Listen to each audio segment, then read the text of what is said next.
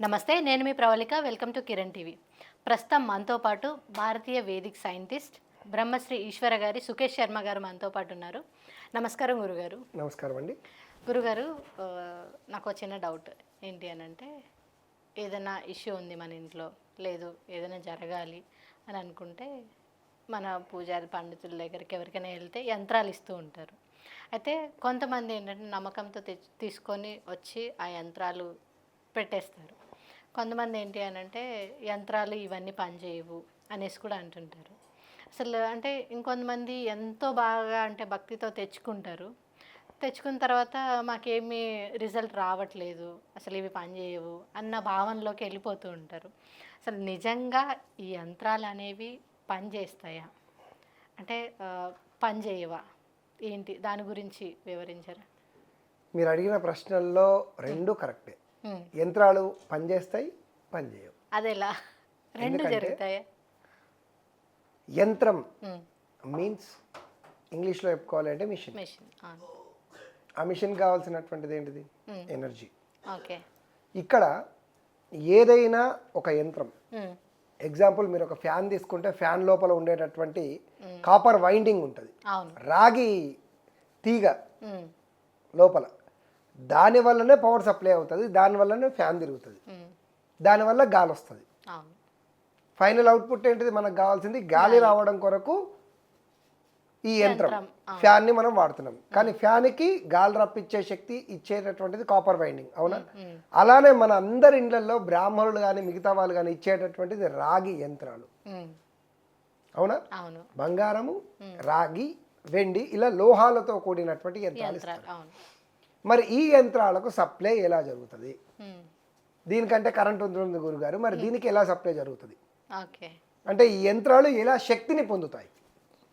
కారణం అదే కదా, విద్యుదయస్కాంత శక్తి. అంటే మన దేహంలో మన బాడీలో ఉంచి శబ్ద తరంగాల ద్వారా ఎలక్ట్రిక్ మ్యాగ్నెటిక్ వ్యూస్, మాట గొంతు నుంచి వస్తుంది, మంత్రము నాభి నుంచి ఉత్పన్నం అవుతుంది. ఇది live vocal electric magnetic views. ఒక యంత్రాన్ని మధ్యలో పెట్టి 4 మూలల అంటే 4 వైపులా 4 బ్రాహ్మణులు ఆ యంత్రానికి ఒకే లెవెల్ ఫ్రీక్వెన్సీలో ఒకే లెవెల్ శబ్ద తరంగాలను ఆ యంత్రాన్ని యాక్టివేట్ చేసే విధంగా విద్యుదయస్కాంత శక్తి అంటే మంత్రాలను చదువుతూ ఉంటారు. దీనివల్ల 4 వైపుల నుంచి వచ్చేటటువంటి శబ్ద తరంగాలు ఎలక్ట్రిక్ మ్యాగ్నెటిక్ వ్యూస్ ఈ యంత్రాలను తగులుతూ యంత్రాల లోపల రిసీవింగ్ స్టోర్ అయ్యి ఉంటుంది.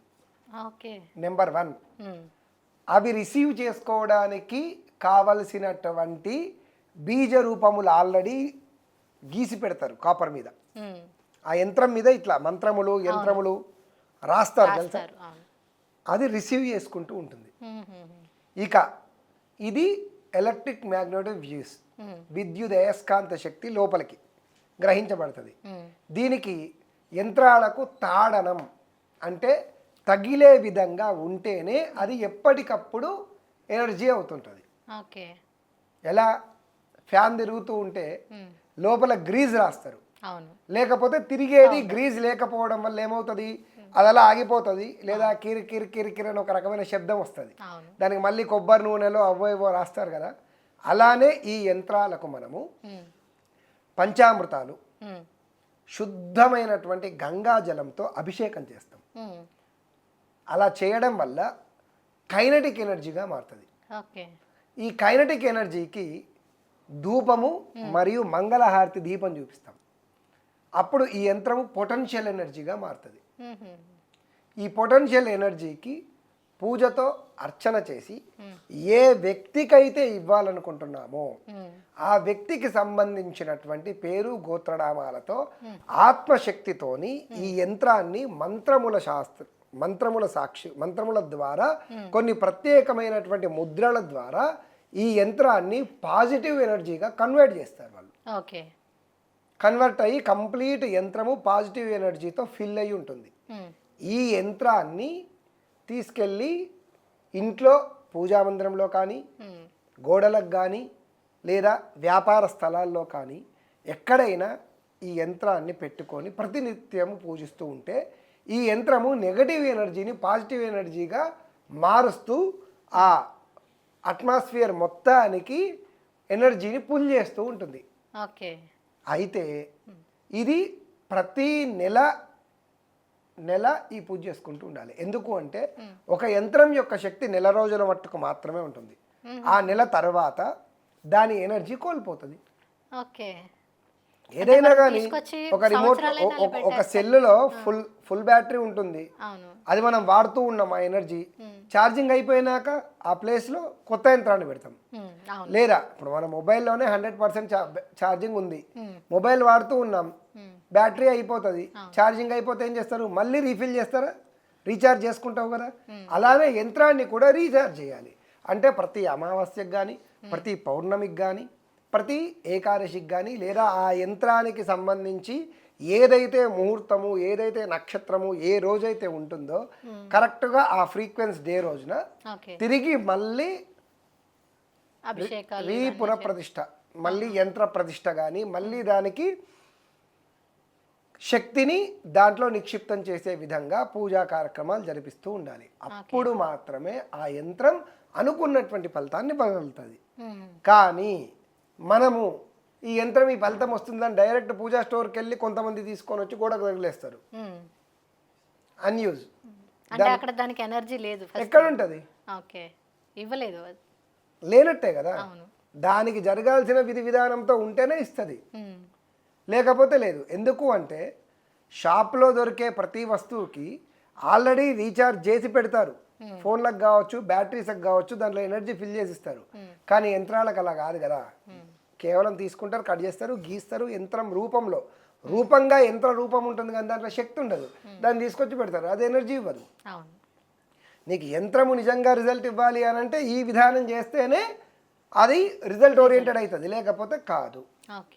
ఇక రిజల్ట్ ఓరియంటెడ్ అయ్యి ఒకసారి చేసుకుంటే కాదు, ప్రతీ నెల ఈ యంత్రానికి ఈ విధంగా జరిగితేనే మళ్ళీ ఎనర్జీ ఫిల్ అవుతూ ఉంటే అది పంపిస్తూ ఉంటుంది, లేకపోతే లేదు.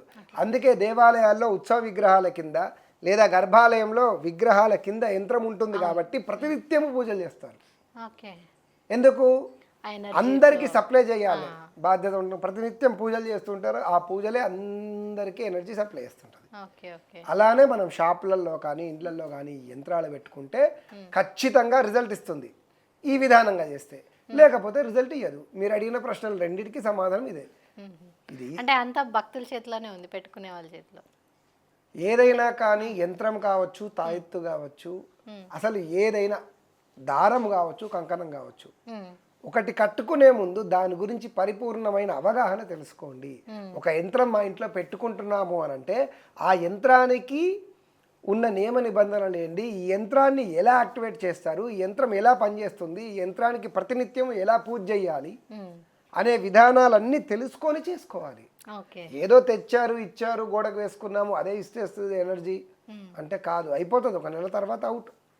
ఇప్పుడు ప్రతి నెల చేయాలి అని అంటే మనం ఇంట్లోనే చేసుకోవాలా, లేదంటే మళ్ళీ పండితులను పిలిపించుకొని అలా చేయాలంటారా? మీకు చేసుకునే విధానం తెలిస్తే మీరు చేసుకోవచ్చు.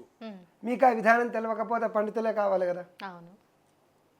యూట్యూబ్లో చూసి నేను సర్జన్, నేను ఆపరేషన్ చేస్తా అని అనుకుంటే హ్యాపీగా మీరు అంత ఎక్స్పర్ట్ అయితే యూట్యూబ్లో ఓన్లీ పూజలు ఎట్లా చేసుకోవాలో చూసుకున్నాడు కాదు, ఆపరేషన్స్ కూడా ఎలా చేయాలో యూట్యూబ్లో వీడియోలు దొరుకుతాయి. అందులో చూసి మనకున్న బాడీలో ఉన్నటువంటి దాన్ని కట్ చేసుకొని ఆపరేషన్ చేసుకోవచ్చు కదా. ఎందుకు ఎక్స్పర్ట్స్ అయిన డాక్టర్లే కావాలి అంటారు? అలానే పూజల విషయంలో కూడా నిష్ణాతులైనటువంటి వేద పండితులు, సద్గురువులే ఉండాలి. మనం ఎలా పడితే అలా చేసుకోవడానికి లేదు, చేయకూడదు అలా.